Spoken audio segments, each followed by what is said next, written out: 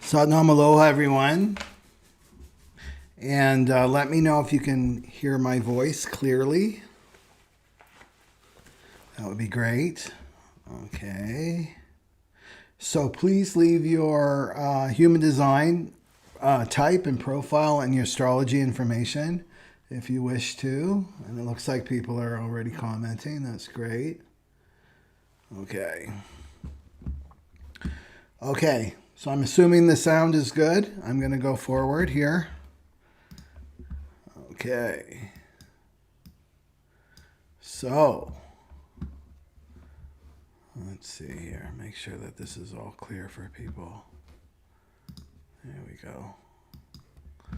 There we go. Sounds good. Looking for my chart. Great.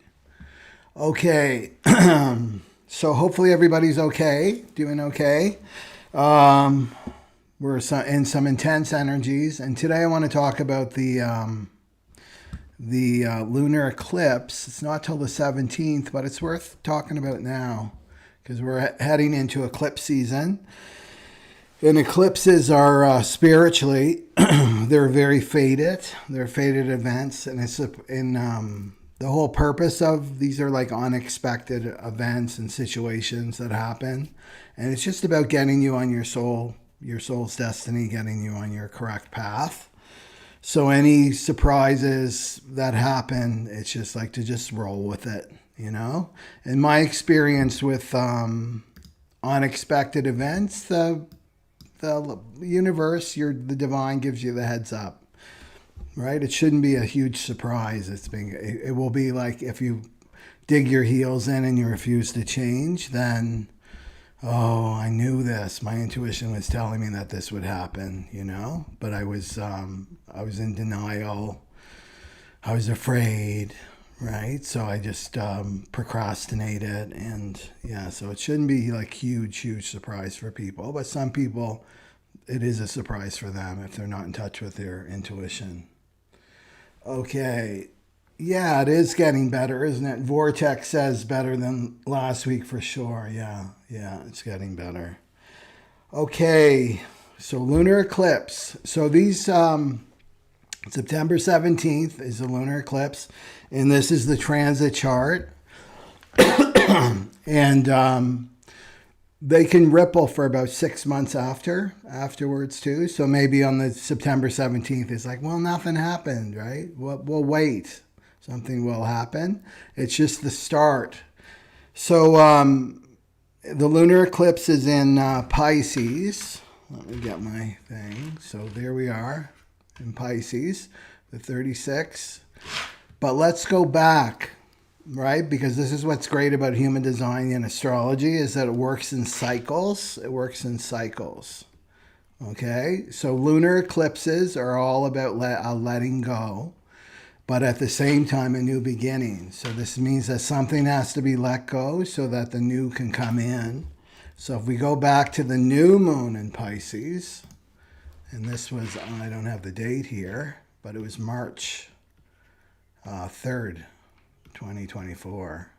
So just reflect back what was going on for you in March in 2023. Well, it's going to come to a completion for this lunar eclipse, this full moon. And look what was activated, right? This is a major theme as well in the Cross of the Sleeping Phoenix global cycle that we're entering in 2027. The 2551 is part of the theme. I know I don't talk about this theme. I talk about the main 4 themes, but the other 4 is the 5125. And you can see there's Mercury, and then the North Node was in the 51. So this is the channel of initiation. So something started in March of 2024. So look at that. What would start it, right, is coming to completion. Okay. So we're going to talk about that. Okay. So Okay, so where do we want to start here? So let's start with the 6 actually in the sun position right here. And there's the 6. So this is the gate of friction. It's the gate of friction. And why is this important to talk about? Well, it's the programming partner of the 36, which is the moon. But it's also part of this channel of intimacy. You see the 59 and the 6. And I've talked about this before, this 59-6. 59 is a huge theme for the cross of the sleeping phoenix. So if you have the 59 in or the 55 or both, then you're a big part of this mutation. So this is how we bond with one another and sexually bond with one another. So with the 6 here, this is all about friction. It's friction. It's the shadow of conflict. It's the shadow of conflict here. So for the 6, the law here, let me get this. So the law with friction is any creativity, any creative project, right? People coming together, even the sexual act requires friction, doesn't it? Right? So this is a law for creativity. There's friction. And so we're so afraid of friction and conflict with one another, but it's part of the creative process. It's part of the creative process. So this is activated and it's in the 4th line. It's in the 4th line here. Get it. The 4th line. So it's called, this keynote's called Triumph. Triumph. So you want to look at this natally. Remember, this is a transit chart. So if you have your natal chart, you're going to learn about your natal chart by just following my channel. So it's called Triumph because the 6 in the 4th line, right? This is the solar plexus here. This is the area of our emotions. Well, the 6 in the 4th line will dominate. And so what it does is it externalizes. Wherever you see a 4th line, like a 6.4 or 36.4, it externalizes. So that means like if you've got the 6.4, it's like my emotions are coming out whether you like it or not. And I'm going to trump you with my emotional state, right? So what happens is it can create violence. It can create violence. And why is that? Well, if this person, right, say that you have this natally and you have this colored in, right? It's colored in and you've got the 6 is activated. Then you come across somebody who has an open solar plexus, right? And that means it's not colored in, like this is not colored in. So if you have that, you're undefined. This is very key. If you want to learn anything about human design, is your type and strategy and authority, but also this solar plexus, right? As soon as it's colored in your chart, it becomes your authority. That's how powerful this is. And this is the solar plexus mutation that we're going through. Okay, so let's get back to the 6. So, right, so say you've got that colored in, you've got the 6 activated, you're going to be trumping everybody with your emotions, or this is the most powerful wave, right? Well, if the other person has this open, undefined, that means that they're a receiver, they're not a transmitter of the emotions. Well, they're going to mirror back to you, right? Because when it's open like that, it means that you're not only taking in the energy of the other, but you're amplifying it, you're sending it back, right? So with the 4th line, it's kindness and meanness. Kindness and meanness. So we could see this with this lunar eclipse. It's going to be very, very emotional, right, on September 17th and leading up to it. So it's kindness or meanness. So it could be like an overwhelm of kindness coming at you, or it could be meanness. So this is why it can create violence, right? Violence, like the escalation of this meanness. And this is where the 6-4, that's where the SM comes from, sadomasochism, right? Because it's very seductive for people who are mean, right? That are mean, they're into this SM scene, right? They'll have this 6.4. So we've got that happening with the sun, right? And then it's opposing this 36, right? And the earth and the moon there. And the 36 is also coming off the solar plexus. And this is very, very emotional, right? This 36. So this is the gate of crises. It's the gate of crises. It's the gate of crises. And why is it called the gate of crises? Because the 36 is all about, I want new experiences, right? I want new, especially sexual experiences. I want sexual experiences. This 36, 35, right? I want an inexperience to experience. I'm like yearning for these experiences. Remember I talked about the 35 before. It's hunger, right? I'm hungry for new experiences.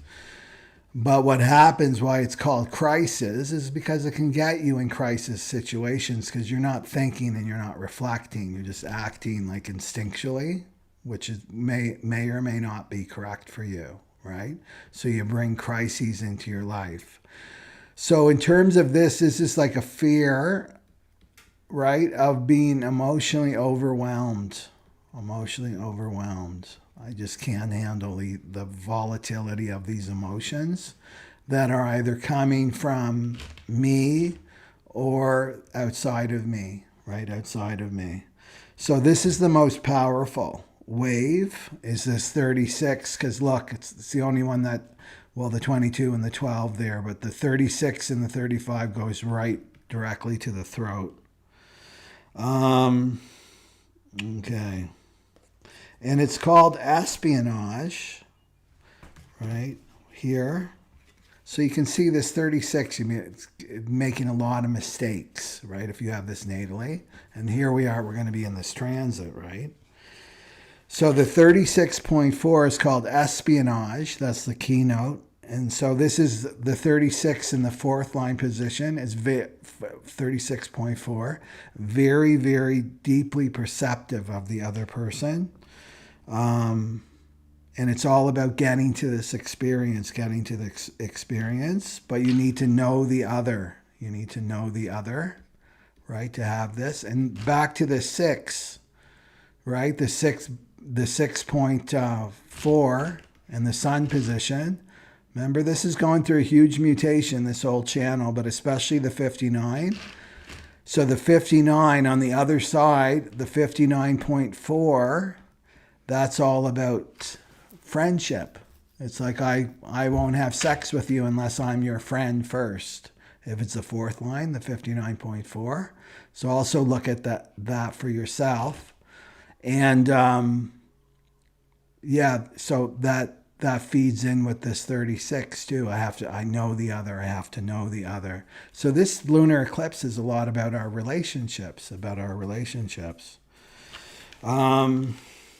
In this Aquarian, the Aquarian age, Aquarius rules friendship, right? The way that we bond is changing. It's radically changing. It's not going to be sexual, right? There's not going to be these sexual strategies. Like in human design, there's 6 sexual strategies. There's not going to be that. Because it's not about creating more babies. Right? It's going to be, we're coming together for different reasons, for spiritual reasons now. But going back to the age of Aquarius is friendship. So friendship right away is going to be the foundation of all of our relationships. Even romantic, intimate, deeply intimate relationships will be rooted in friendship. So that fits in with that.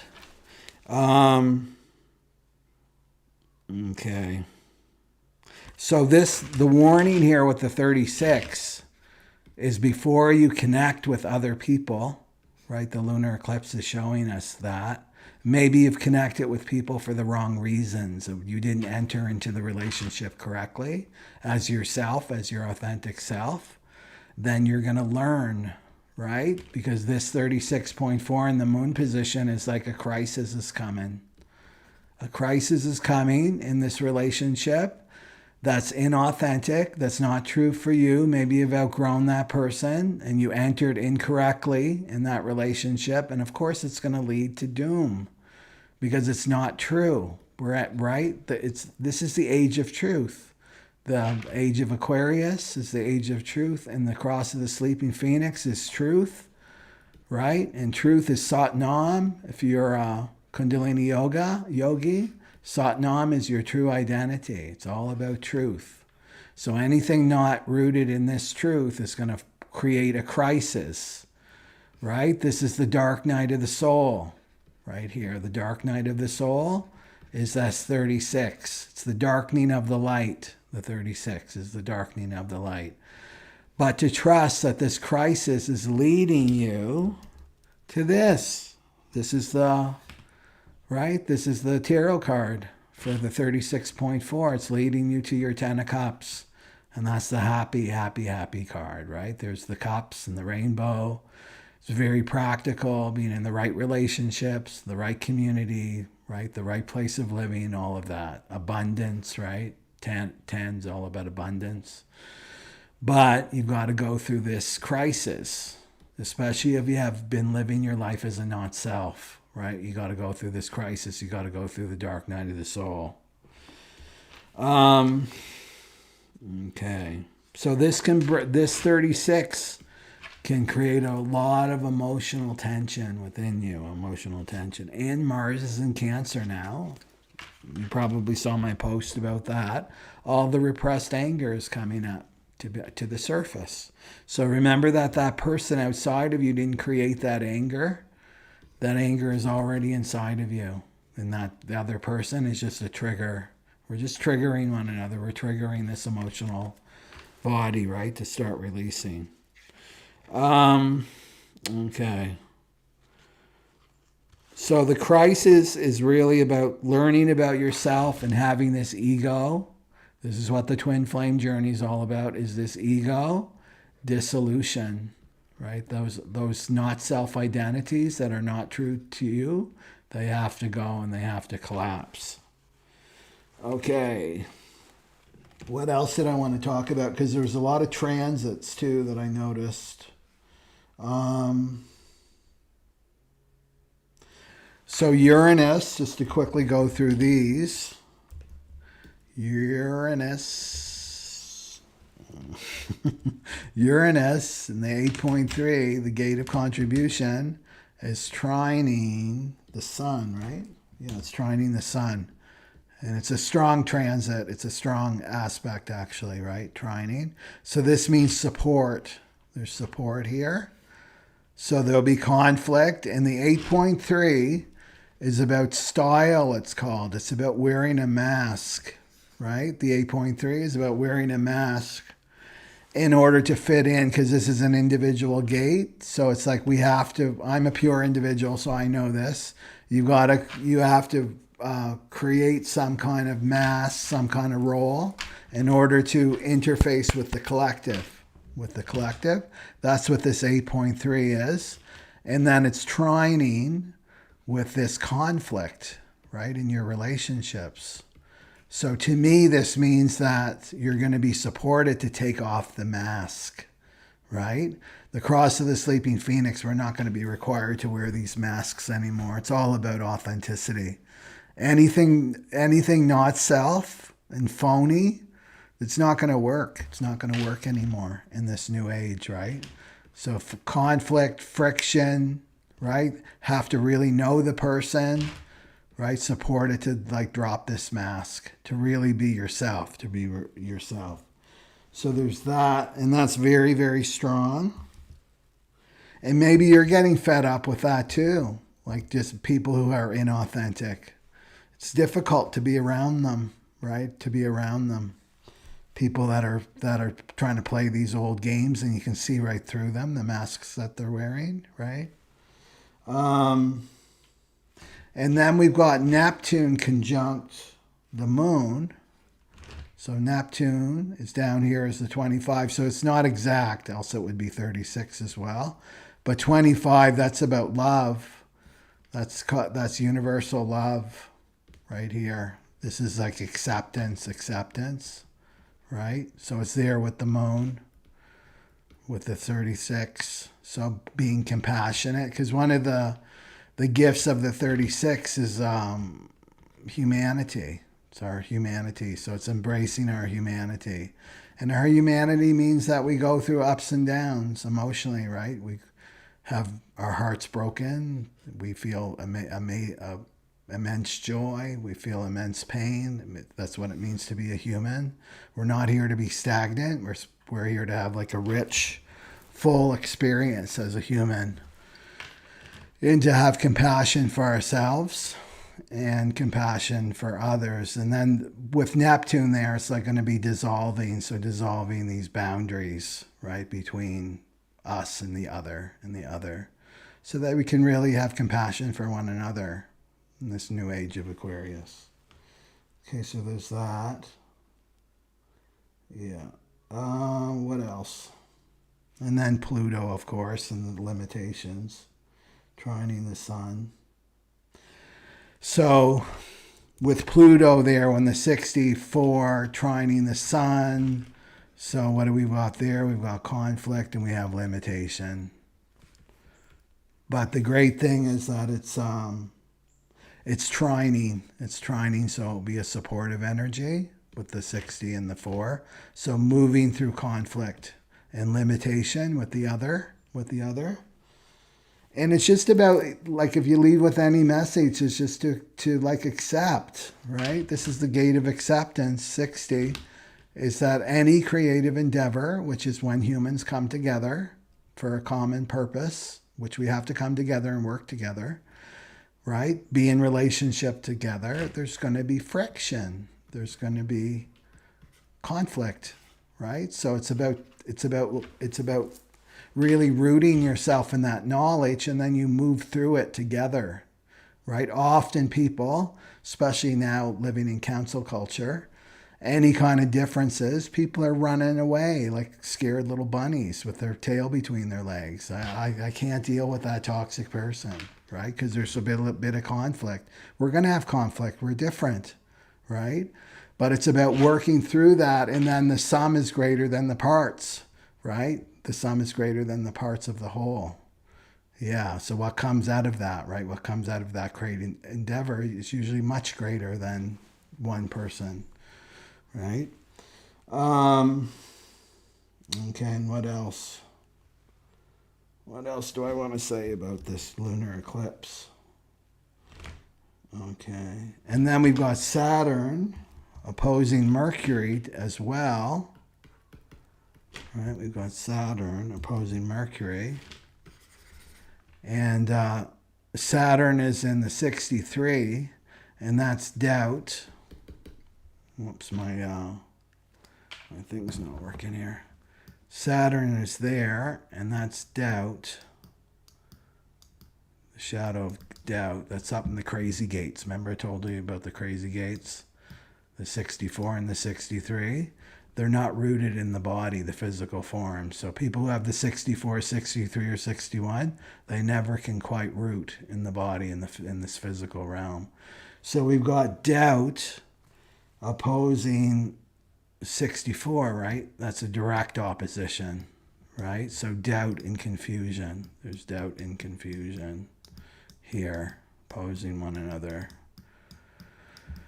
So this could work in many ways for this lunar eclipse. It's just having doubt and confusion, trying to make sense of the confusion, because Mercury is about our thinking, trying to make logical sense of this. And that's not how these work. These gates don't work that way with confusion and doubt. This is called a mental process. So you have to look at your mind as just a tool. It's just a tool. It has its own mechanism, and it's unique to you. Depends on your human design chart. But with confusion and doubt, it's a mental pressure. It's just a pressure, and the mind just does its thing. So it's important not to get the ego and the not self in there, trying to make sense and creating stories, right, about this with this Saturn. Because Saturn there with the doubt can create like depression, right? It can bring up a lot of fear, especially this weekend too, right? Actually, Saturn is opposing the sun right now, so it can bring up like self-criticism and doubting other people and what you're doing in your life and things like that. Yeah. Okay. Okay, 420. Okay. So let me see your comments, and then we'll keep moving on here. Okay. There we go. Okay.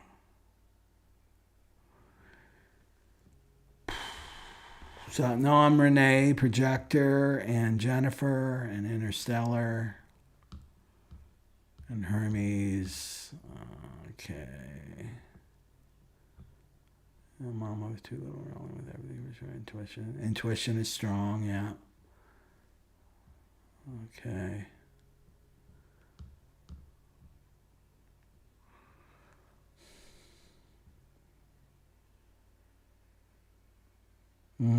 College and definitely violent energy. Yeah, we had a mental breakdown. Yeah. Oh, in Vancouver. Yeah, people are losing it. The other thing about, what did I want to say about was it the 36? Just a second. I wrote it in my notes. Okay. Oh, stillness.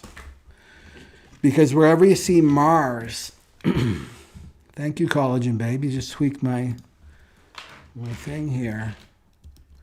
You can see where, oh no, that's not working. Okay. You can see where Mars is, and the transit chart is 52.5. It's 52.5. And this has a lot to do with our future. So wherever you see Mars in the transit chart, it's what needs to change and what needs to mutate, what the collective wants to change. And what's happening with this 52.5, this is the gate. It's the Buddha gate. The 52 is the gate of stillness. It's being able to sit still and focus. The 9 on the other side is focus. So this is the explanation, it's called. And so Ra talked about this at more and more because in 1997, the Pluto moved into Sagittarius, but it was in the 9th gate for a while, right? The 9th gate. So 1997, so they're like in their late 20s, I guess now, eh? These people that were born into this energy. That with the 52 and the 5th line right there, we would be inactive, right? We're told we're becoming more and more inactive, more and more sedentary, and he even talked about during that time, there'd be like virtual worlds. People would be too afraid to go outside, so they would create these living situations. These are the 15-minute cities, right? This 15-minute cities, everything you need is only 15 minutes away.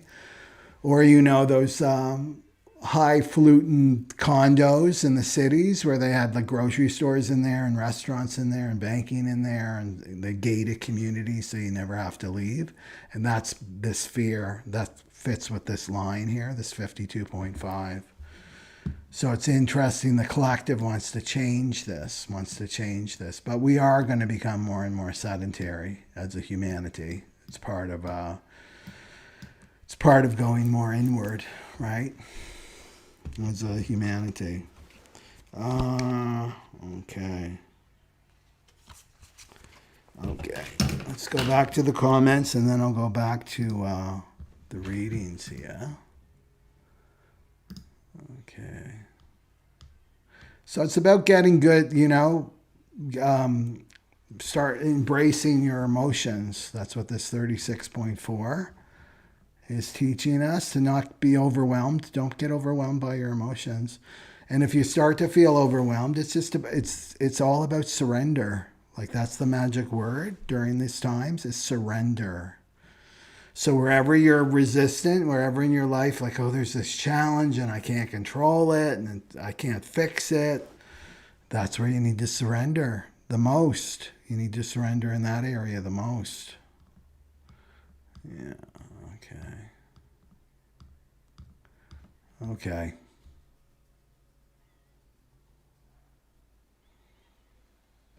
So M. Bain's like an example for you. M. Bain says, I've got the ninth gate. It's the ninth gate, right? But not connecting the whole channel. The 952 is not the channel, right? So if you've got the 9, then it's difficult for you to sit still. But if you've got the 52, you can get depressed because you don't know what, you can sit still, but you don't know what to focus on. Right? And remember, the 9 is a big part of the cross of planning that we're leaving. Okay. Okay. Okay. Okay. So just a reminder, speaking of emotional bodies, is doing another online retreat. And this is on the inner child, all on the inner child. So this is key, right? Because this is connected to our emotional body, is our inner child. So our inner child never ever grows up. It's an entity, and it's calling your attention through relationship challenges, through financial challenges, through chronic health problems. That's your inner child calling you to do this work, to purify this solar plexus, right? To purify that for this new cross of the sleeping phoenix.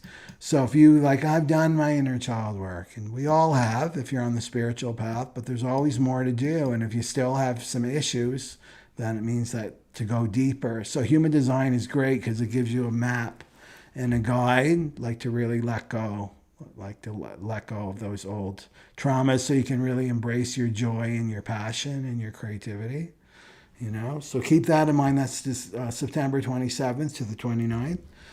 It's not just human design and the gene keys, but it's also meditation and other tools. And it's an experience. You have a deep experience of your inner child. Okay. So let's start off with some personal readings here. And so I wanted to try this out, is I did them ahead of time. I haven't really contemplated them. I just did the cards and then took the picture just before I came on here, actually. So it's kind of fresh and new, and I thought it would save us a little bit of time on the live stream. But I'm going to do the Reflector one live at the end. So if the reading doesn't resonate with you, then go to the Reflector. Go to the Reflector, because that's like the wrap up. So let me get the overlays here. And we'll go for Twin Flame. Okay. And Twin Flame is all about this ego. And it's all about the inner child. The Twin Flame is that intense mirror that mirrors your deepest wounding, things that you're not able to access through anyone else. That's what makes the Twin Flame special, is that they can really reflect your deepest wounding and vice versa. Okay, so there's the cards. And, okay, whoops, right there. So for the runner or the chaser's on the left, and then the runner is on the right there. And so it's all about getting to the 10 of Cups. Okay, so that was my question. It's like, what's blocking this 10 of Cups coming through for the Twin Flames and all the other types too?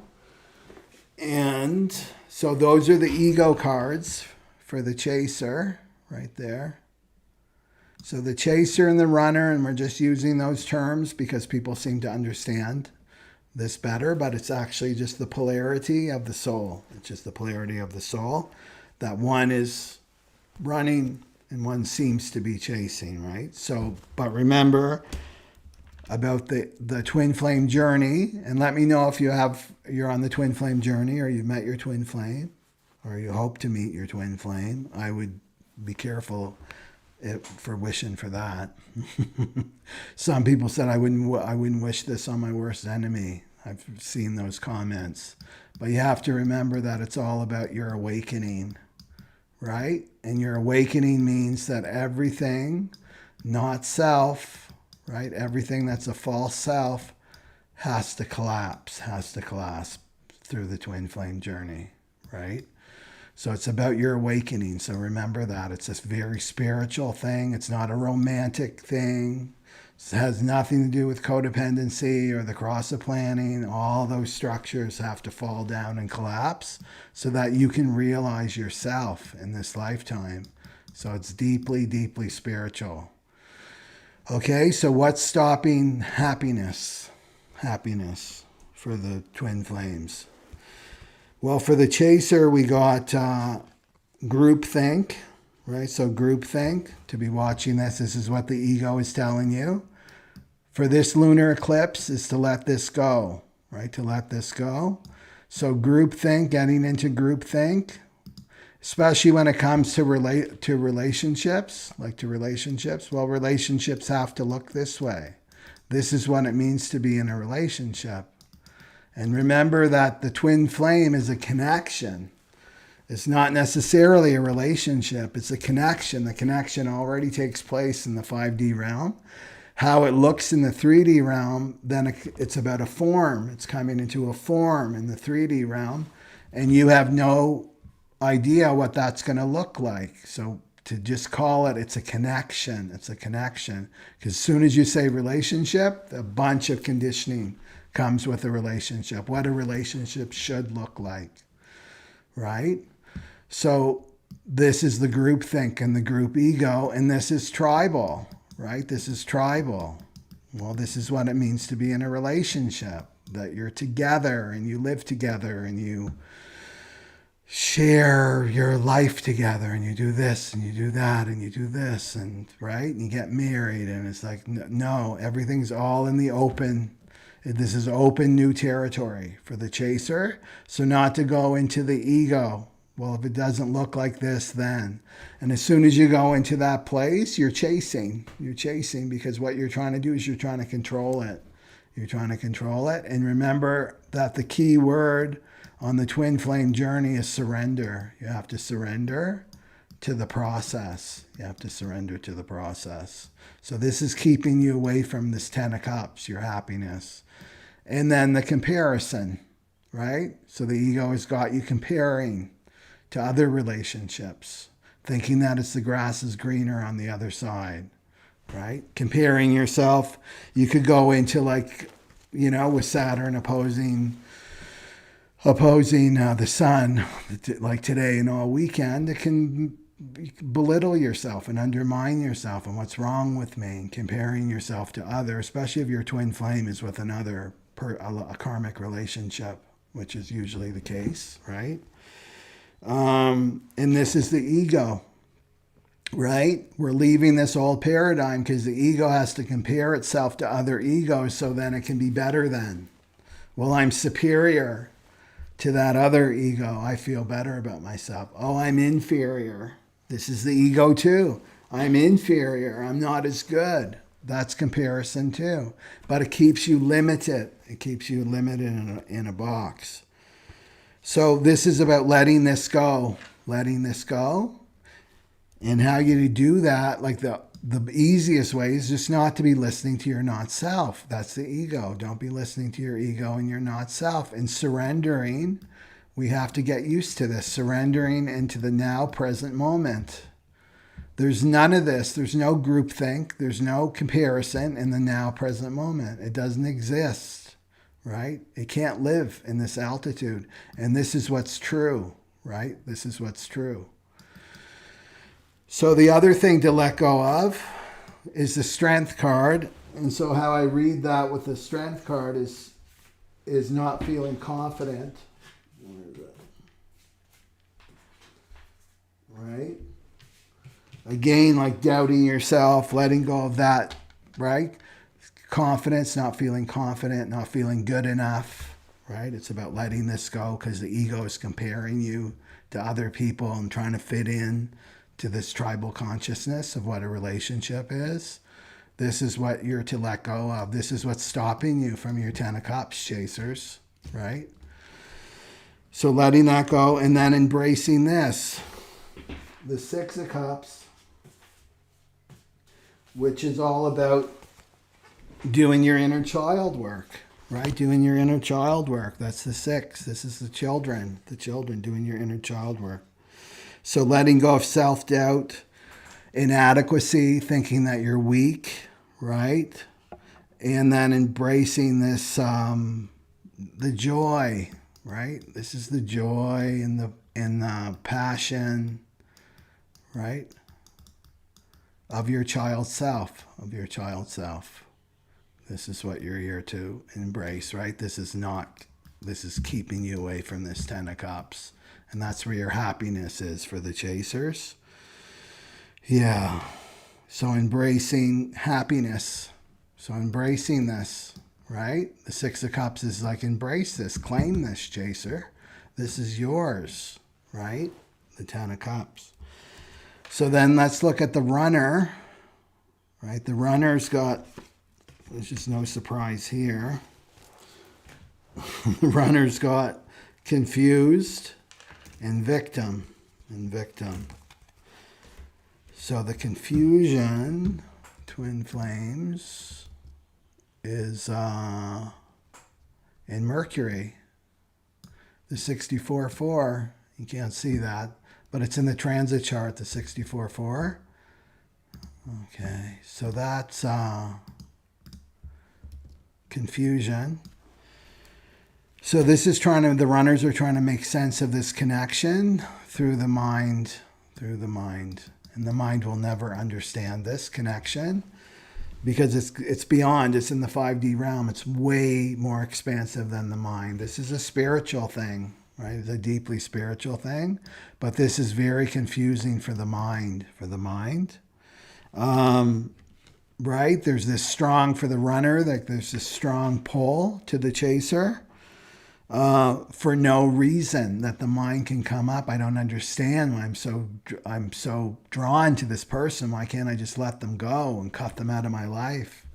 Do a cord cutting or something, right? Just get rid of them, right? It makes no sense, like logical sense, why I would be so into this person. They're so different than me. Yada, yada, yada. That's the mind and the ego. But the soul trumps this all, right? Because what happened when you met, there was a soul recognition, and that was the activation in the 3D realm. And then the mind is trying to catch up, right, to everything. And it's way beyond the mind's pay grade. So it can feel like the runner's losing control of their life, because they're trying to get back to where they were pre-twin flame, before they met their twin flame. They're trying to get back to the past, right? And they'll never get back there. They've been activated. Spiritually. So this is the not self, right? That's confused. The not self is confused. And remember, with confusion, the word confusion means not to be fused with your divinity. Not to be fused with your divinity. Like you're separate from your divine self. You're separate from yourself, as well as you're separate from your twin flame, because that's what's reflecting your relationship, for both chaser and runner. That's what's reflecting your own relationship with your soul, right? With your own relationship with your soul. So then unexplained emotions too can cause confusion. Like, where are these deep emotions coming from? This deep feeling of love, or these deep feeling of anger or fear, where's all that coming from? Again, the mind is trying to make sense of it. And it's just a process, because what the soul is doing is throwing off what is not self, right? It's throwing off lifetimes and lifetimes of crap that's not you, right? That you've bought into. And so it's just part of the cleansing, purging process. And the runners have to go through that too.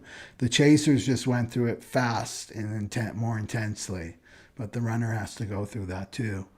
So can feel victimized by this, right? By this confusion.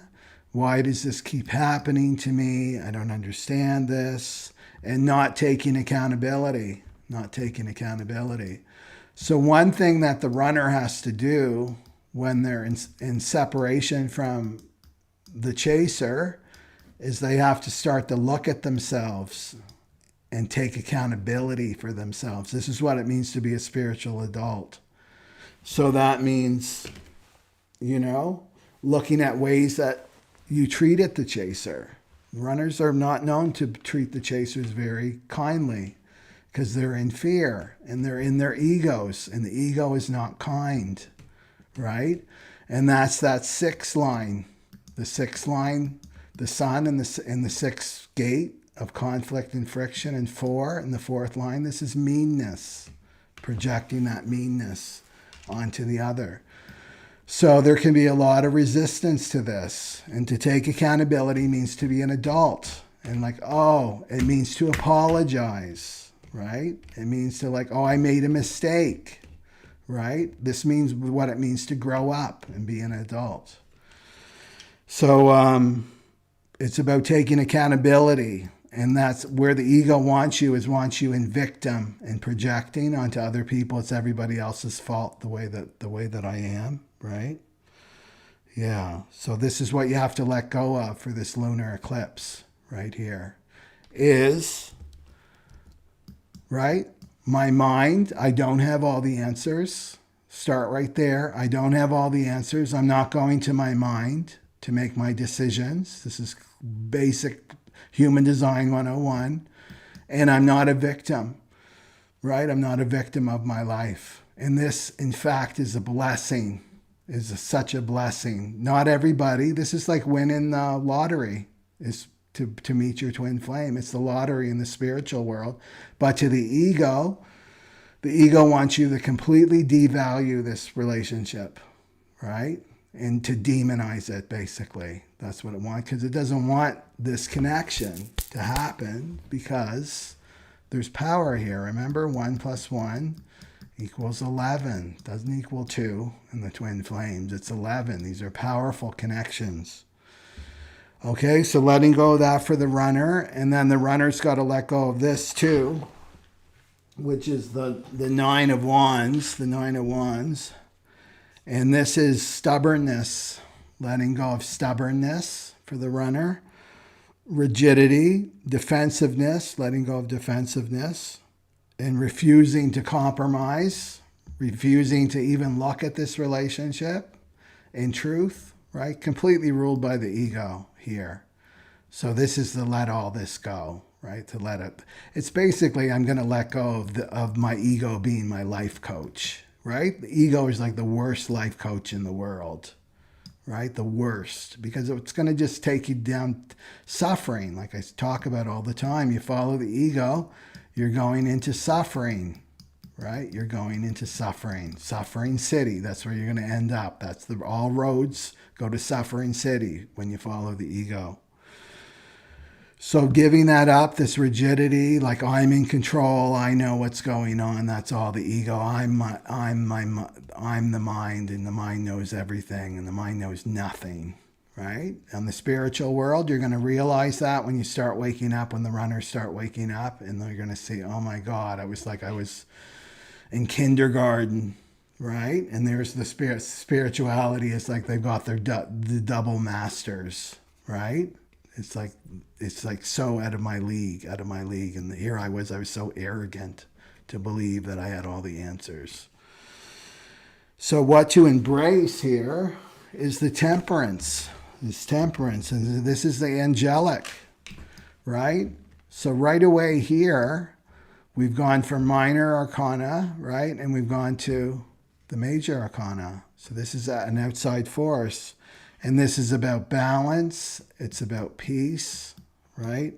It's about moderation. It's about calm, tranquility, harmony, serenity. There's no serenity in here, confused, victim, and stubborn. There's no serenity and peace there, because the ego doesn't want peace. The ego does not want peace. And that's the sun, right? The sun for the lunar eclipse is activating the 6. Right? Wants conflict. It wants conflict. It wants turbulence. It wants, right? It wants the drama, right? Keeping you off center. And then the temperance is like, no, it's to come into peace and to balance, right? So how you work with this is when those emotions, those deep emotions, powerful emotions come up, let them come up. Let yourself get overwhelmed by them. That's the 36, the lunar eclipse. And the 36, this is about I'm going to let myself get overwhelmed by these emotions, because what are they doing? They're trying to crack my heart open. That's all they're trying to do, is crack your heart open. And to resist them is not the way to go. It's just going to create a lot of suffering, insomnia, physical health problems, anxiety, all that stuff, right?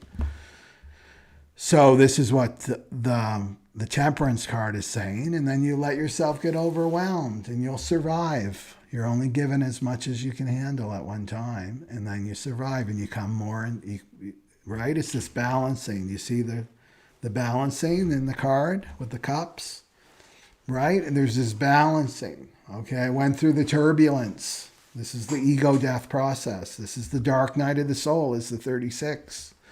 The dark night of the soul. I let myself get overwhelmed by the emotions. I feel them. I release them. I process them. And then I recalibrate. I come back into balance, right? Because what happens is your awareness increases when you go through this emotional work. And then you got to recalibrate, right? And then you're in balance again. And then something else happens. The mind is going crazy. Let the mind go crazy. It's purging. It's purging. That's all that's happening, is purging, right? And then that leaves, and then it's like you recalibrate. You come back into balance, right? So that's what this is saying, is to embrace this temperance. This temperance of balance and moderation, not going into extremes, right? The ego wants you into extremes, like cut that off and I'm done with this and I'm going to control. It's like, you can't control this. It's way too big, right? Energy is way, way too big for you to think that you can control it. And then at the underlying energy for both is the Wheel of Fortune. This is so eclipse. This is eclipse energy here. This is the fates.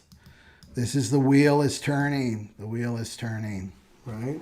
And it's bringing both parties to where they're supposed to be on their soul purpose, right?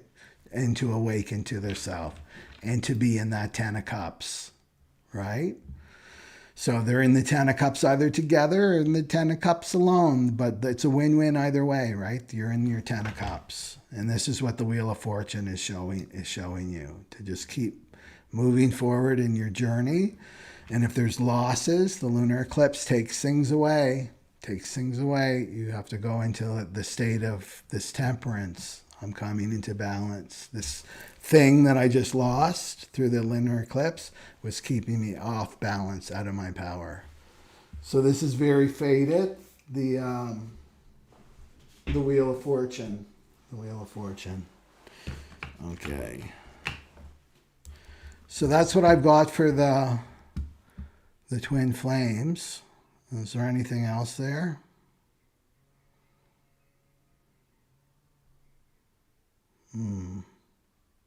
No. Okay. So let's go for the generator. Okay. The generators. Let's see here. This is the generator. There's the generator. Okay, so I dealt these cards just before the live stream generators. And this is for the lunar eclipse. That's very, very faded.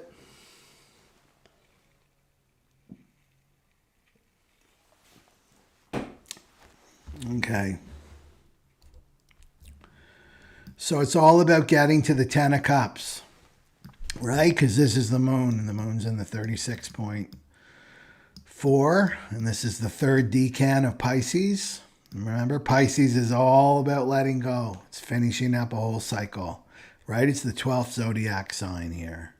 So this is about what to let go of, and then what to embrace, and then the overall energy here for the generators. So the ego's got you thinking negatively, right? Thinking negatively about your life. So only seeing the worst, not seeing the silver lining, right? Just seeing the black cloud. I just see the black cloud. And so it's affecting. This is the power of the ego. If you allow it, it can completely control how you perceive your life and the people in it, right? So this is addicted to negative thinking. Negative thinking. And maybe you're surrounded by people that do this, generators, that they're negative thinkers, gossiping, thinking the worst, the world's horrible, that kind of thinking. You've got to watch who you're listening to, what you're listening to, what kind of media you're listening to, because that definitely mainstream media loves this. This sells ads, right? Clickbait here is negativity. Humans are so drawn to not humans, the egos are so drawn to this negativity. So this is an addiction to negative thinking. And of course, it's going to get you so far away from your Ten of Cups. The Ten of Cups is happy, happy, happy, right? This is what's the ego stopping you from that, because what you think, you become. The 5 people you spend the most time with, you become those 5 people. That's the power, right, of our minds and our thinking process, what's being inputted in us. And we think we're doing the thinking, and we're not. We're programmed, especially if you're not self. So this is a pattern. Maybe this is a pattern, because we're talking about childhood, like childhood patterns here, is that this could have been like, don't get your hopes up. Maybe you learned this from a caregiver. Your mother. Maybe your mother, because we got the Queen of Cups here. Don't get your hopes up, because you'll be let down. You'll be disappointed. This is the fox and the grapes, right? The fox really wants the grapes, but he can't reach the grapes. And then finally he just gives up and he goes, oh, they're probably sour anyway. I didn't want them, right? That would be this, like, don't get your hopes up, because you'll be disappointed. Don't try, right? Don't try. But it puts a block up to your manifestation, what you're bringing into your life, what you're responding to. Remember, you respond to life, but then life responds to you. But if you're all in your negativity and not self, then that's what life's going to bring you, more and more of that, right? So you really want to shift your thinking for this lunar eclipse, because you're writing your own dark story, right? How you perceive. So you've got to look at reality generators as neutral, right? It's just neutral. And what creates suffering is how I perceive it, how I experience. You're in charge of your experience of reality. That's your job. You have no real control over what's going on out in the world, but you do have control of like how I perceive this. So I can see the glass is half empty, or I can see the glass is half full. It's my choice. So to watch that, because that's blocking your Ten of Cups. And then the Fool card, this is about recklessness, right? In this position is to let go of this. This is reckless. This is reckless, right? And just because I just talked about this earlier in the video, embracing, because it's funny, we're going really more to the 6A in the sun. The 6th gate in the sun position for this lunar eclipse is conflict. It's the gate of friction. That's what this 5 of Wands is. So this is the generator wanting to leave, right? I want to leave and be the fool. You're the fool to just leave. I'm just going to take off. So it's careless, it's distracted, it's being foolish, it's being gullible, being dull, being stale. That's what is to let go of, right? It's like to escape. I'm going to escape this friction. And what the lunar eclipse is saying, right? And if you're a third line profile or a 6th line, and you're in your first 30 years, right? Your mantra is like, I need to stay in the room, right? I need to stay in the room. Do you know those people, as soon as there's any kind of conflict, they're out of the room. They're out of the room. They don't want to deal with anything. And then they'll ghost you and they won't talk to you ever again, right? That's the Fool. to let go of that and be an adult. This is what a child does, right? They put their hands against their ears and they hum to themselves and they close their eyes, and you don't exist anymore. That's what this is. That's the adult version of that, which is I can't hear you, I can't see you, and I'm going to bolt and never see you again so I don't have to deal with this conflict, right? But the thing with conflict here, right, if you're experiencing conflict on the external, right, if you're fighting with people and you have conflict with people and your knee jerk is just to like cut them off, cancel them, basically.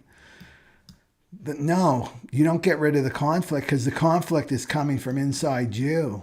The conflict is coming from inside you. You will continually attract conflict into your life until you resolve it, right? So one of the greatest conflicts that we have, generator, is the ego, not self, versus your authentic self, which is your soul, right? There's a conflict right there.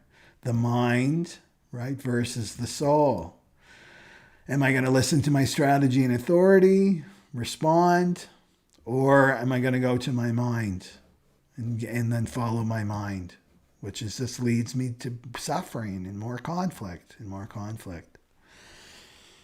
So, so the Five of Wands is to embrace this, And maybe you're not so good at it, right? And well, it's time to start getting good at it. And that means stay in the room. If conflict comes up in your relationships, stay in the room, right? And listen and feel the discomfort in your body. Feel the discomfort in your body, right? And then see what happens. Like commit to the process. Commit to this process. This Five of Wands, right? Is to embrace that. This is embrace like cooperation, right? Cooperation, resolution of conflict. There can be a win-win for everybody if they work together. This is about teamwork. It's about working with other people. It's about peace, right? And that's the city of the sixth line in the sun position is peace. It goes from conflict to peace. Yeah. Yeah, so that's what this is saying for the, and not go to the glass is half empty. So the glass is half empty would be, well, they never listen to me. They don't respect me. Right? They're going to want their way and they're going to like bulldoze all over me. That would be listening to the ego and not even trying. The ego wants you to bolt from all of that. Right? So, but you want to have this experience. What's it like when I stay in the room? What's it like when I commit to this process of friction, working with other groups of people or in my relationships? And then you've got the Queen of Cups. This is the overall energy. So this is compassion. It's like having compassion, right? Yeah. And she's very intuitive too. It's water, right? Cups are water. Emotional, but a master of her emotions. So having that compassion for yourself and for other people, that I'm going to hold this space. I'm going to hold this energy, this space while we go through this conflict. You know, and sometimes even because this is mother, right? The Queen of Cups is a mother figure. Is nurturing, right? Really nurturing. That sometimes the best parenting you can do is to let your children and their friends, say the parents are around on a play date and the kids are in a conflict, you let the kids work it out themselves, as long as they're not hitting each other, right? Or hitting each other or being violent with one another, that they work it out on their own. Same with pets. Dogs do the same thing. They work it all out on their own. It's the helicopter parents are trying to come in and control everything, but it's really about trying to control this energy inside them that hasn't been resolved. So that's what I would say there for the generators, just to work through this conflict and go into your response, but keep this space of compassion, keep your heart open, and not listen to the mind. Not listen to the mind. Yeah. Okay. Anything else for the generators?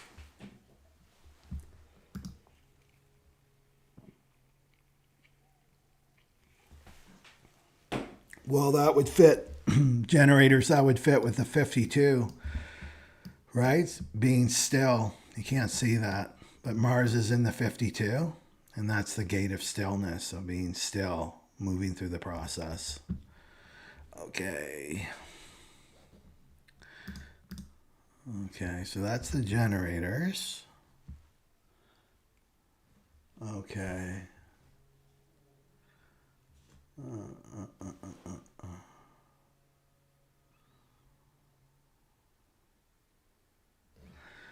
That's interesting. I'm just looking at a comment by Michael Gregory. He said, I'm 53 with a lazy eye and just realized I'm dealing with half and have been my whole life. Happy to figure things out. Oh, with the glass is half empty. I had a lazy eye too. I still do. A lazy eye. One was, and they were trying to fix it. You remember when you're a kid and they put an eye patch on you like you're a pirate? And my mother would say I would always watch TV like this, right? Like from the side. And it's something about seeing the energy, because that's how I see energy is kind of through my peripheral vision. It's not straight on, it's through my peripheral vision. Anyway, there's something there, Michael, maybe you could explore that a little bit more for yourself, right? Because you may be reading energy, and it was a way of protecting, right? Protecting myself, to kind of keep it at a distance. Okay, so that's there, and then who's this? This is the Manifestor. The Manifestor. So let's change this to the Manifestor. The Manifestor. So Manifestors, I picked these cards just before I went on the live stream. And so this is for this lunar eclipse. And the lunar eclipse is activating this 36th gate with the sun. That's this programming partner. And the 6th gate of friction. The gate of friction. And then this is the gate of crises. So this is the dark night of the soul. Dark night of the soul means that the ego is going to get dissolved, right? Will get dissolved through this lunar eclipse in one way or the other. So in terms of the card reading, this is what the 36 correlates to the 10 of cups. So we got to swim through the moat, right, to get to the castle, and that's the 36. So the question was like, what is stopping the manifestors from their 10 of cups? And we've got the fear card. So one of the biggest fears of the manifestors is that their initiation will be rejected. What they initiate will be rejected. What they inform and share with others will be rejected. That's a deep fear of the manifestors, right? So this is keeping you from your 10 of cups, is this fear. And so with fear, right, with fear here, that we live in a frequency of fear. Right? Our whole planet is this frequency of fear because it's ruled by the ego. The planet is ruled by the ego, right? So there's fear. With that comes fear. We're swimming in a frequency of fear. We don't even realize it. But I feel with the manifestors, is that they're making, so it's just a frequency. That's all it is. And sometimes it's really intense and sometimes it's like subtle, but it's always there. It's always there, this fear. Depends on your motivation too. Like if you go deeper into your chart and like into your color, you could be motivated by fear. And that's when your natural intelligence comes. So if you've got like a first color, then you're motivated by fear. But anyway, back to this. Because we're not looking at this in terms of motivation. We're looking at this in terms of like, this is stopping you from your 10 of Cups. So what you're doing here is you're making a story. You're letting the ego create a story, making up a story about this frequency that's in your body, right? That's leaving. It's leaving your body. That's all. We're going through a deep purification process. But what the ego is doing is I'm creating a story of why I'm afraid. Why do I feel this fear? And I'm trying to control it. I'm trying to control it. So to let that go. And then this is the other thing you've got to let go of, the 5 of Cups. And the 5 of Cups is like a deep, deep disappointment from your past. From your past. From your past. And you can see that he's got 3. See the 3 cups? He's got the 3 cups turned over. But he doesn't see that there's 2 full cups behind him. Right? So there's maybe a fear that you're going to lose something. Which could be true, right? Because this is a lunar eclipse. Lunar eclipse takes things away that are no longer aligned with you. So maybe there's some fear that something's going to be taken away from you, but you're not realizing that there's an opportunity. So with lunar eclipses, yes, they're endings, but they make room for the new, like almost immediately. Right? As things are ending, the new's coming, emerging at the same time. That's right? Because they're so powerful, these eclipses. Right? So just remind yourself, if you're going through some kind of loss right now, Manifestor, that know that there's an opportunity there, and maybe you're not seeing it. You can't see it because you're in this fear state. You're in this fear state. So the guidance is go to the Hermit and to embrace your hermit nature. And that's to go inside. That's to go into solitude. That's to listen, right, to your soul. It's listening to that light, being a light onto yourself, right? That's the hermit energy. So self-reflection, contemplation, withdrawal, solitude, go into solitude. So maybe that's the opportunity that's presenting itself. So it could be a relationship leaving, or a place of living going, or you're being left on your own, to look at this as a blessing. This is a time for you to go deep within, because manifestors are all about listening to their divine guidance, getting inspired, and then they go and share and they inform and then they initiate. And it's a good idea for all the types to spend some time alone, right? To spend some time alone. So this is going into deep introspection. So getting your journal book out, going into meditation, going into like a voluntary retreat. Maybe if you have that opportunity, if you're going through some relationship stuff with this 5 of Cups, like an emotional letdown and disappointment. It's like to go, I'm going to volunteer. I'm going to go on a little retreat by myself with my journal. Because all your answers are inside you. They're inside you as a manifestor. And something wants to get through to you, right? Because look what you have here is you've got the king. The overall energy for the manifestors is the king of swords, right? And this is the overall energy. And this is about, it's masculine. So it's communicate, right? It's communicate. Master communicator is the king of swords. High standards, integrity, reason, right? So it's really asking you to like lick your wounds with the 5 of Cups, but then go into this solitude, the hermit. It's very masculine energy, this. And start to listen. Like get practical, right? Have some reasoning here. And communicate, whatever that means for you, to communicate, to share, to inform. So it's head over heart, basically, right? Head over your heart. And this will move you out of your fear, move out of the fear. Sometimes that's all it takes, is just to get your fear on paper. Do you know what I mean? It's like it can rattle in your head and the ego can take over and create all these nightmare stories. But as soon as you get your journal out and you just get it on paper, you get it out of your head and you put it on paper, it's not so bad. It becomes really, really small. And that's what the King of Swords is telling you, right? So it's about making your decisions, your next decisions, from deep within you. It has to come from you, and it has to make sense to you, as a manifestor. Yeah. Okay. And you got to remember you're a manifestor, not to be afraid of loss, right? There's an opportunity. This lunar eclipse is providing you with an opportunity. Okay. Okay. And what do we have next? So that's our manifestor friends.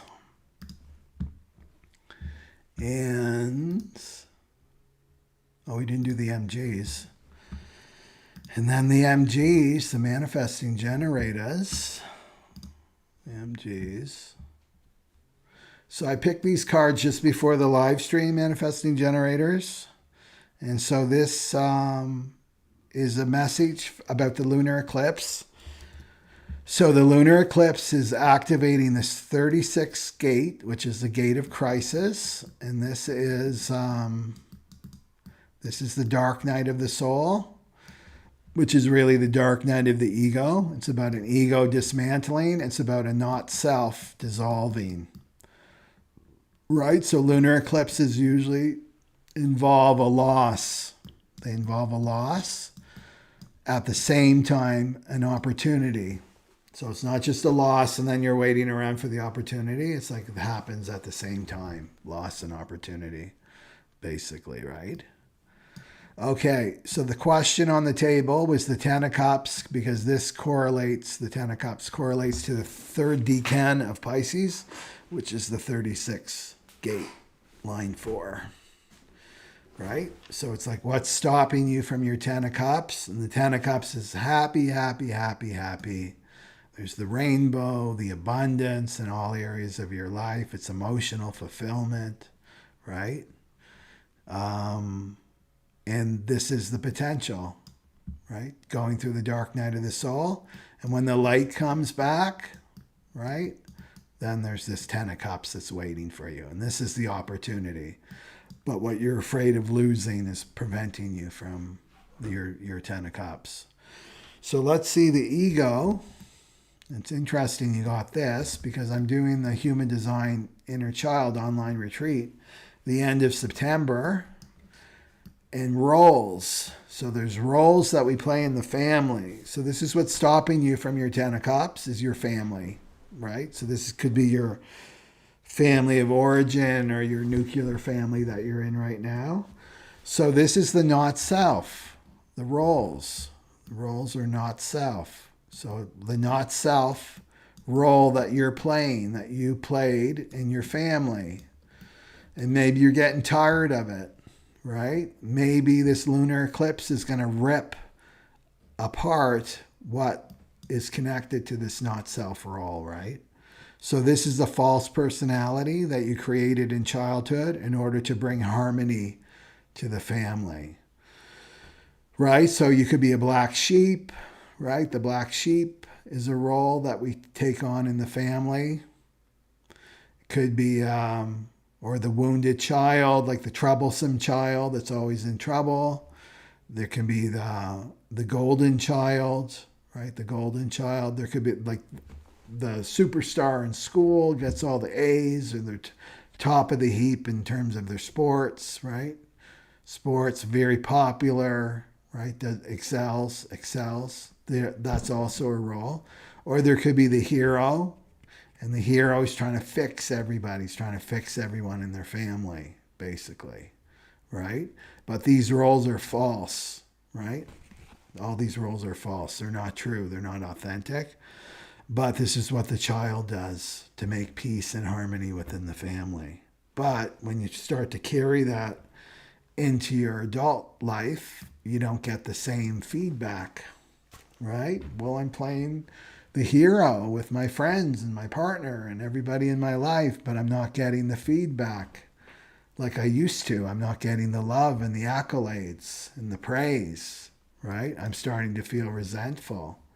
And the resentfulness is coming from a deeper place of being phony, of not being yourself, not being authentic, right? That this role has to go. So remember that the role is to have compassion for yourself, because Neptune's in the 25, right? Neptune is activating the 25th gate, which is acceptance and universal love.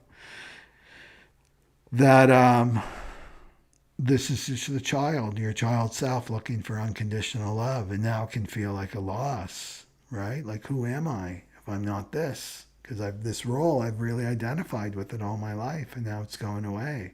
It's not working anymore for me, right? The lights are coming on. I'm starting to be aware of this personality took on that's not me. And you'll know it's not you because won't work anymore. Or you're not getting, right? That role's not getting what it usually gets, right? What it got from his family. But they've got no power. These roles have no power because they're not rooted in anything not rooted in authenticity right now has no power whatsoever. All your power is when you're being real and true to yourself. And that's what this lunar eclipse is about. It's ripping away, right? It's connected to Uranus in the 8th gate. That's all about being your authentic self. So it's ripping things away. And then it's got the Queen of Wands to let go of, which is perfect. So it's letting go of your childhood role and this Queen of Wands character, MGs. And the Queen of Wands, right, to let go of, she's the mask wearer. She's Miss Fakery, right? Miss Fakery. So this is, she can be selfish, right? She can be selfish. So maybe you're dealing with a Queen of Wands in your circle. Maybe you got a friend or a mother, a female figure in your life that's very Queen of Wands, like demanding, selfish, self-centered, vengeful, jealous of you, right? Jealous of you, not really a true supporter of you. And here you are, you're in this role, this childhood role. Maybe your mother was like this Queen of Wands, this narcissist. That's what the Queen of Wands in reverse is, a narcissist. And this role's not working anymore, and I don't want to play it anymore, right? I don't want to play. I've outgrown it because it's not me. It's not me. So maybe you're letting go of this dynamic that you have with a family member. And of course, if it's in your family, then it's going to be in your friendship circles. Maybe you surround yourself with female friends that are like your mother, that play out the same dynamic for you, right? Bullying and temperamental, right? Always got you on your you out of balance, right? Right? Or maybe this Queen of Wands is you, right? That you're letting go of this, like, I got it all together, right? I have it all together. I'm the Queen of Wands. I don't show any vulnerability at all. And it's all a role. It's all a role. It's not true. In the lunar eclipse, right? It's said in the Aquarian age that we won't be able to wear masks anymore. We will not be able to hide behind masks. We won't be able to hide anymore because this is the age of truth, right? And empowerment, right? So this could be like friends leaving, or your relationship with your family could be changing, or your relationship with your mother, whoever this Queen of Wands is, could be shifting and changing. Like, I just need space. I'm not playing these games anymore. And as soon as you put down the script, like, I'm not playing this role anymore with these people, then they'll start to act out a little bit. It's like, why aren't you playing this script? Because that means they've got to put down their script too, and how they treat and connect with you, right? And then what to embrace here is the Page of Swords. And the Page of Swords is the student, can be the student, being curious. And this as well, MGs. The pages are children, is your inner child. And remember, I'm doing the inner child online retreat. We're going to be going through all this stuff, the psychological, the human design, the gene keys, going through this, right? This online retreat. So this is embracing your inner child, right? that's not this role.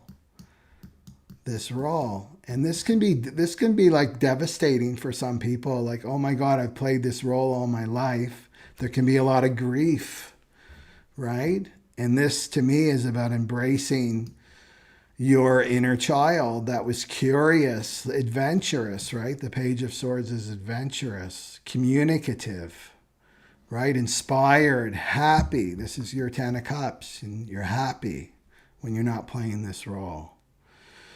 And looking at your unique perspective, right? Looking at life through your perspective.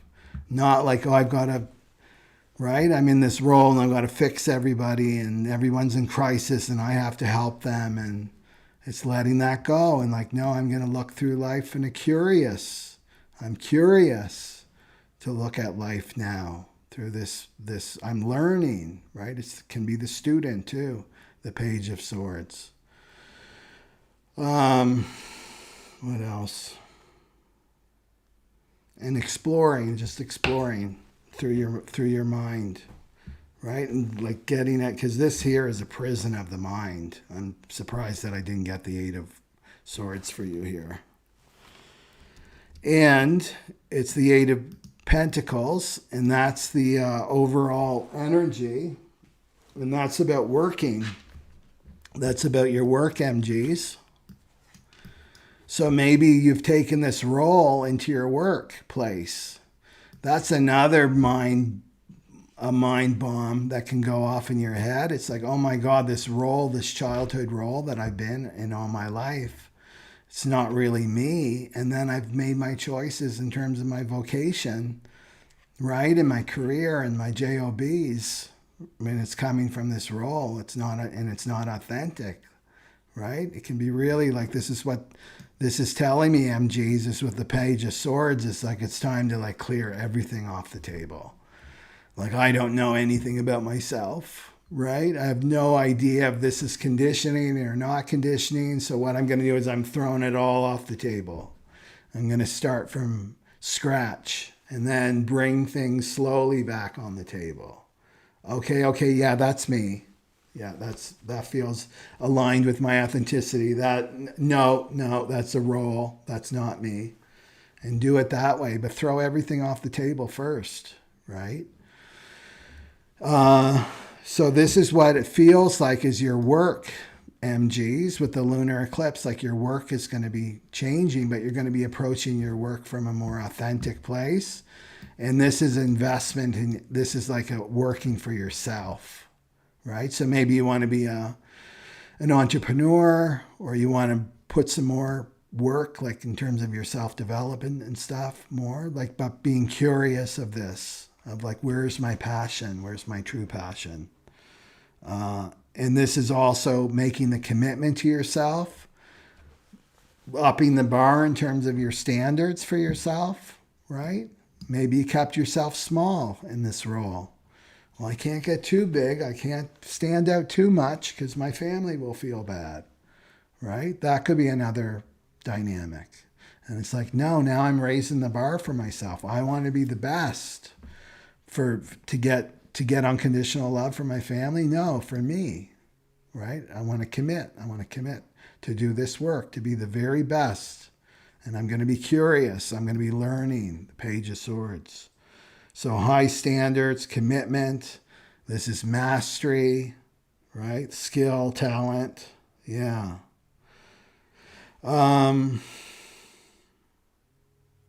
Yeah, this looks really good for you, MGs. And this is where your happiness is. Remember the generators and the manifesting generators. Their work is so important. And what they do, their contribution, what they do now is really, really important. Yeah. Okay. Okay, that's what I got for the MGs.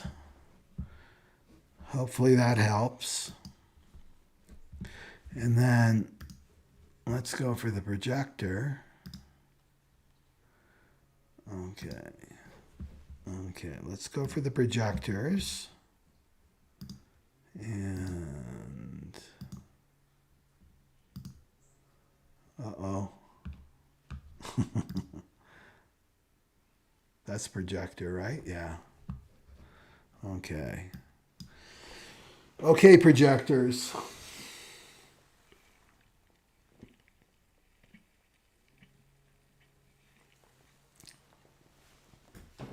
Oh, I changed the layout on this one. So I picked some cards just before the live stream for this lunar eclipse. Remember, the moon is activating the 36th gate, the gate of crisis. This is the dark night of the soul, the darkening of the light, 36. In the moon position with the sun in the gate of friction, right? Shadow of conflict here.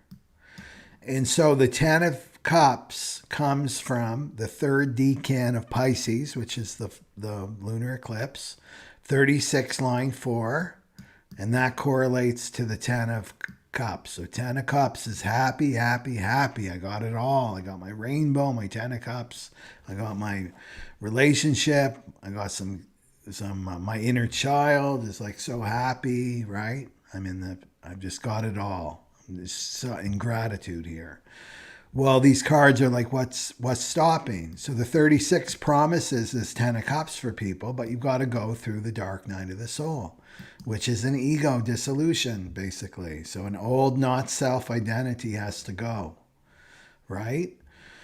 So what do we have for the projectors? The ego card is defensive. So letting go of defensiveness, defensive.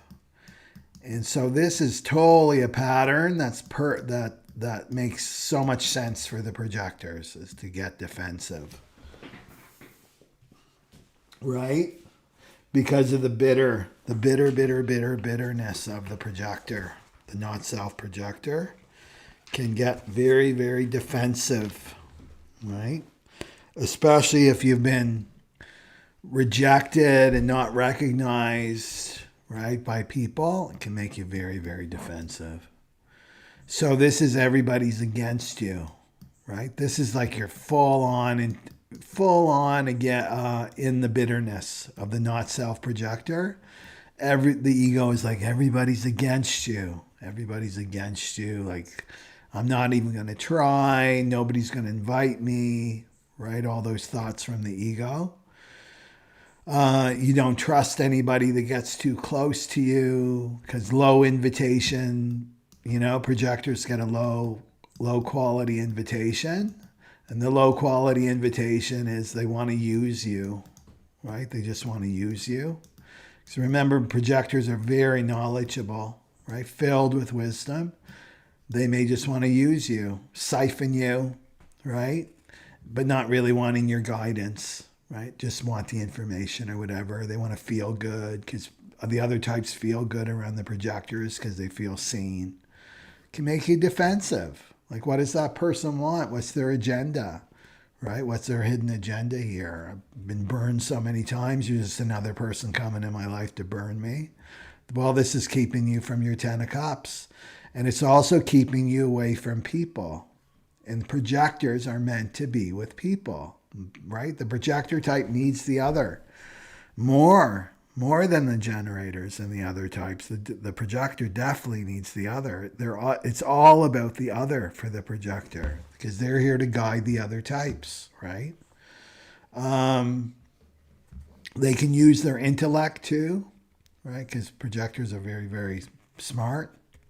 Not in a, I've got like so many letters behind my name, I'm a thermometer type of intellect, like that. They're just like parrots, those people. Like true intelligence, right? That's what the projectors have. So they can use that against, right, the other types to keep them away. Use that to manipulate and keep them away. So you want to let that go, this defense pattern. And it probably comes from childhood, right? Remember, I'm doing the online retreat here. Probably comes from childhood, this pattern of keeping yourself from getting your heart broken, right? So let's look at what to let go of, which is interesting, and that's the star. That's the star card. So this is letting go, like losing faith, right? Letting go of like having no faith, right? No optimism. You're pessimistic. You want to let go of that. You're pessimistic about life. Hopeless. That's another one. The hopelessness of the star. Despair, right? Despair. Negativity. And it has to do with your relationships, with this defensiveness, right? No hope for the future, right? No hope for the future. It's interesting, I didn't talk about this, and hopefully the other types are listening to this too, that if we go back to the chart here, 6.4, I didn't talk about the motivations, right? So this is a transit, but the motivation here is hope, right? So this is a global transit, so fits with this. So there's hope, so that's good for a transit. It may or may not be your motivation natally, because you always want to follow your motivation natally, but globally it's hope. People will have hope for the future, hope that things are going to get better. I feel like that's a major part of what it means to be human too, is to be hopeful, because this 36 projectors it's a humanity. It's about our humanity. This 36, it rules that too. And that's this hopefulness and opening our heart and having compassion for others. Yeah.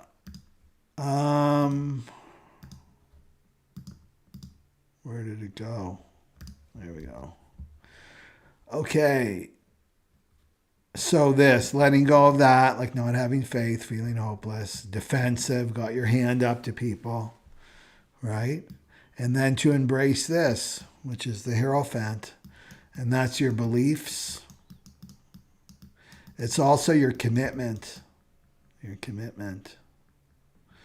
So it's recommitting, like an honoring and valuing yourself as a projector type, that you have an important role, right? It's also about learning too. It's also about learning, knowledge, right? The Hierophant's very knowledgeable, spiritual. Yeah. And honoring your spiritual path. Yeah. And then we've got the High Priestess. That's the overall energy here. And these two are counterparts. I think we got counterparts too in the last projector reading too. So this is really about your relationship, because the Hierophant and the High Priestess belong together. Some say it's the High Priestess and the Magician, but no, it's the Hierophant and the High Priestess. So it's about and this is the divine counterparts, right? The female teacher and the male teacher, the Hierophant. So this is telling me something about being defensive in terms of your relationship, feeling hopeless about your relationship. And the overall energy is intuition, is to trust your intuition. Yeah. For this lunar eclipse, you'll probably get an upgrade on your intuition. Secrets revealed, right, with the High Priestess. There's secrets that you don't know. That's what I feel. Like there's things that you don't know right now that have to do with your happiness that will be revealed for this lunar eclipse. Okay. The High Priestess, yeah. Mystery, higher power, spirituality. Yeah, that's the message I'm getting. It's just to trust this process that you're in, and remember that maybe the negativity is coming up, right? The negativity, the despair, the hopelessness is not to live there. Just it's purging. Things are purging for you projectors, so let them just be released, right? Don't create a story about it, or don't have your hand up, right? Getting defensive with people. just go through this process. That's what this is saying, the High Priestess. It's very, very deep. It's a mystery. It's a mystery. Maybe it's got a bit of that channel of discovery energy in it, right? Like you'll find out at the end, the 4629. I'll find out at the end, but not right now, not when I'm in the middle of it. But the lunar eclipse will reveal some secrets for you. Okay. So that's what we got for the projector. Okay. So let's go to the reflector. The reflector. So if you're here, if you're still here with me, that's great. And if you're an MG and that didn't resonate with you, or your G, it didn't resonate with you, or projector or manifestor, then listen to the reflector. So I'm going to do this one live, and we'll go back to, okay, we'll go back to this up here. Okay. And there were no repeat cards, which was really interesting to me because I put the cards back in before each type. No repeats. Okay.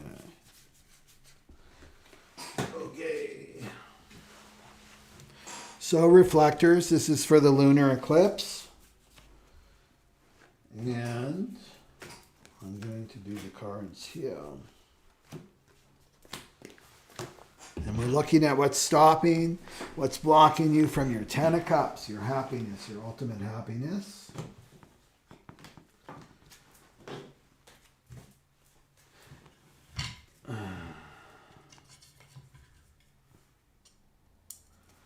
And this often resonates with the other types because it's kind of the wrap up. The reflector is like, the reflector is a bit like a 6 line, right? They're like outside. They're like outside the circle. They can see. So it makes sense that they... Okay. So we're asking about the reflectors. Just bear with me while I shuffle.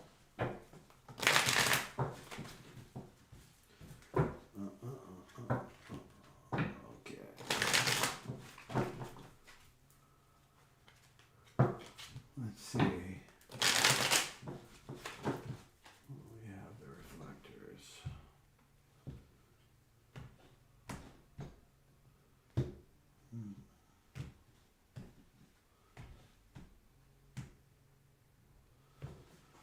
Okay.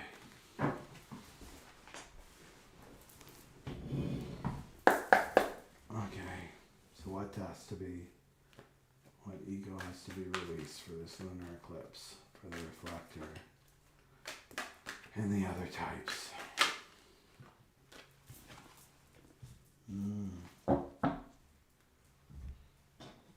Okay. So this.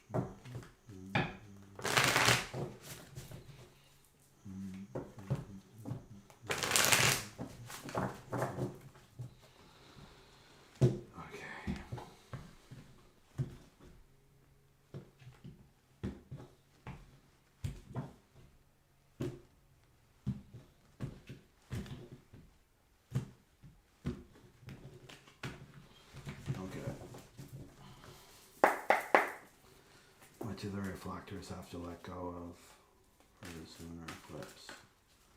Reflectors have to let go of this lunar eclipse. Okay. What do the reflectors have to let go of for this lunar eclipse?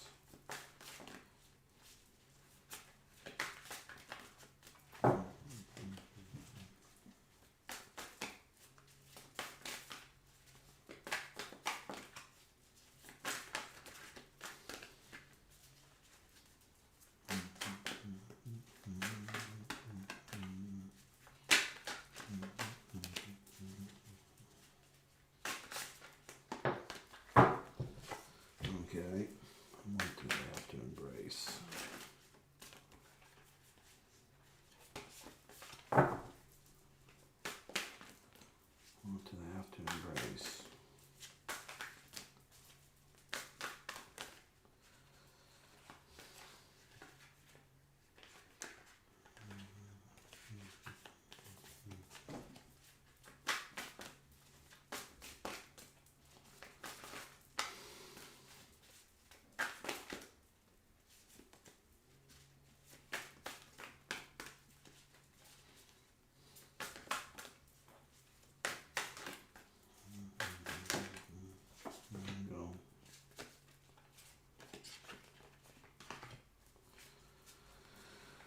Okay. So the reflector has the withdrawal card. That's the ego. So this is about getting to your 10 of cups, right? So withdraw. So to let that go. So this is about wanting to escape. I think we can all relate to this, like just wanting to escape the world right now, especially with Neptune too in the 25, and it's in the 29th degree of Pisces. This is a full moon in Pisces. So the full moon in Pisces, it's very spiritual, but it's also escapist, right? Like wanting to escape the world and the pain of the world, because Neptune dissolves, right? That's the modern ruler of Pisces. It dissolves, so you feel the pain, right? You feel the pain. So it can make you want to, like, because we're talking about overwhelm with the 36, feeling overwhelmed by your emotions, like wanting to just withdraw and hide, like wanting to withdraw and hide from the world. Wanting to remove yourself just from life, like just wake me up when this is over. So you want to let this go for the lunar eclipse. And it's about you go so inward, and this is not a good inward, right? This is not going inward to your soul. This card is going deep, deep within the mind. It's getting lost in your mind and getting lost in your ego. You're not with your soul, you're with your mind and your ego. This is very, very unhealthy.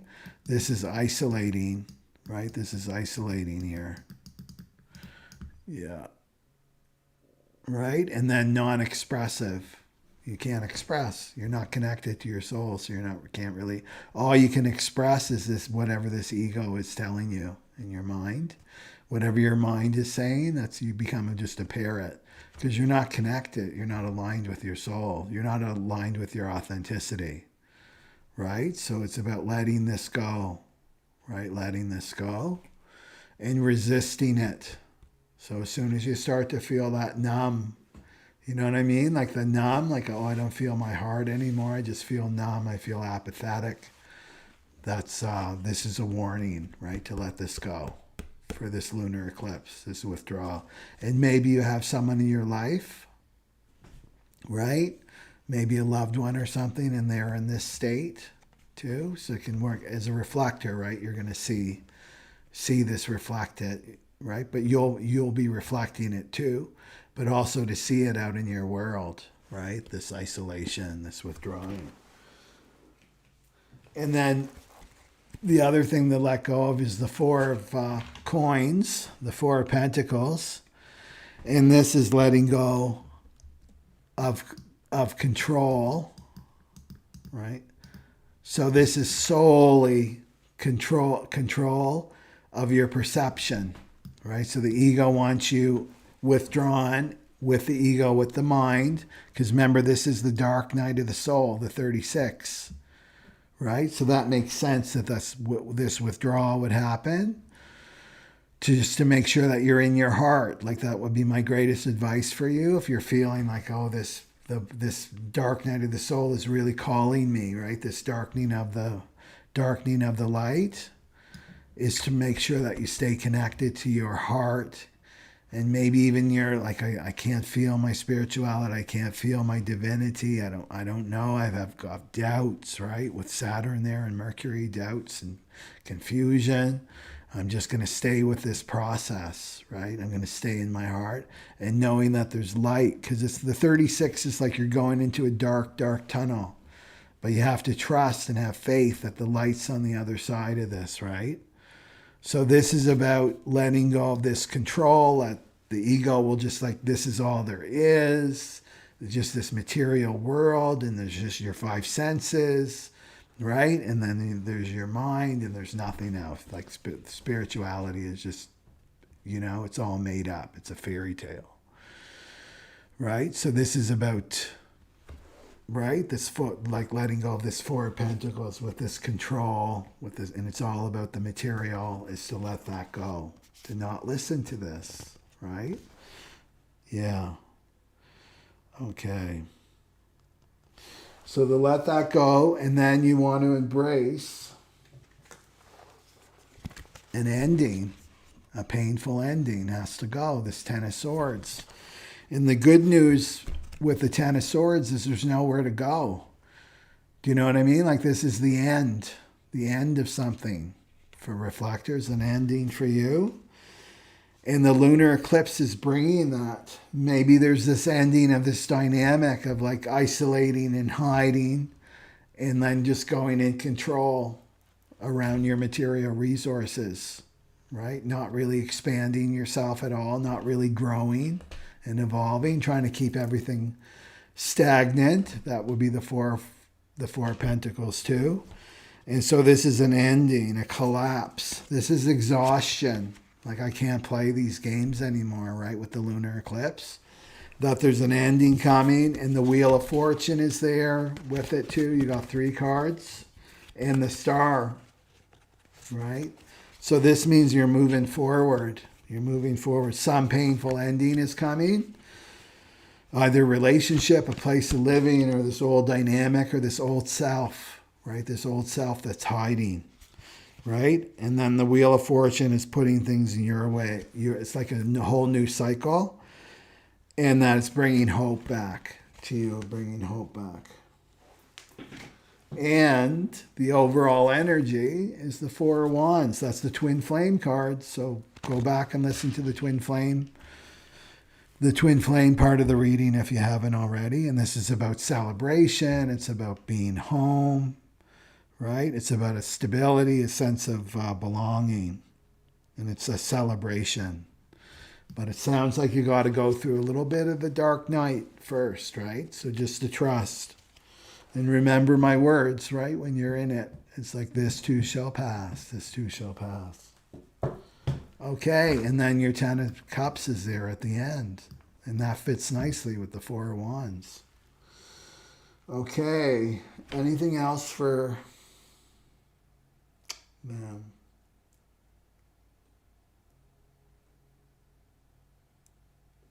I guess with Neptune in the 29th degree, there's a lot of illusion to not get fooled by this Four of Pentacles, and I have to hold on, and because it's coming from a place of fear. It's not trust in the abundance, right? It's not faith in the abundance. And the Wheel of Fortune says that everything is changeable, right? Abundance comes. That's that 55, right? The 55 is like, it comes and it goes. Empty, full, empty, full, empty, full. It will be full again. Okay. Okay, everybody. That's 2 hours. I thought that would have cut down our time. I think I'm just supposed to do 2-hour live streams. Okay. So just a reminder, the online retreat, this amazing experience, right? With Kundalini Yoga and meditation and lots of human design information, apply it. And I present it in a way that you can understand it, but then you have sheets and things that you fill out and that you can take home with you, and you own the whole retreat. So keep that in mind. September 27th to the 29th, Mars in Cancer, and then the eclipse season. This is perfect time to do this work. Okay? Okay, everybody. So have a great weekend, and Saturn opposing the Sun the whole weekend. So you want to keep your thoughts positive. Don't go into critical of yourself and others. Don't react to the anger coming from other people. Don't take all this stuff personally, and just relax, right? Relax. You're in your process. You're like a muffin in the oven, right? You're not ready yet. Like, you got to be in the oven more, like under this pressure. this pressure before you can pop out, right? As a full, authentic muffin. Okay? So I will see you next video. Okay. Sat Nam Aloha, everybody. Take care.